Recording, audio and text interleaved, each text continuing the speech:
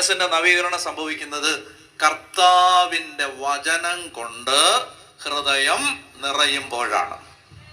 അപ്പൊ എങ്ങനെ മനസ്സിന്റെ നവീകരണം?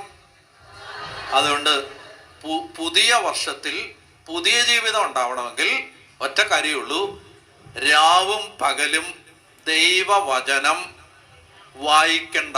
വായിച്ചു 1 കൊല്ലം കൊണ്ട് ധ്യാനിക്കണം. വായന കഴിഞ്ഞു, ധ്യാനിക്കണം. വായിക്കുന്നതൊക്കെ 15 മിനിറ്റ് കഴിഞ്ഞ് മറക്കും. ധ്യാനിക്കുന്നതെല്ലാം മരിക്കുന്നവരെ ചങ്കിനകത്ത് ഉണ്ടാവും. നാളെ മുതൽ കർത്താവിൻ്റെ വചനം കുറേശ്ശെ ഹൃദയത്തിലിട്ട് കൊണ്ട് നടക്കണം. 5 വാക്യം വായിച്ചുള്ളെങ്കിലും ആ 5 വാക്യം ഉള്ളിലിട്ട് ഇടയ്ക്കിടയ്ക്കിടയ്ക്ക് പശു അയ വെട്ടുന്ന പോലെ ഓർത്ത് ചിന്തിച്ച് എടുത്ത് അകത്തിട്ട് കൊണ്ട് നടക്കണം.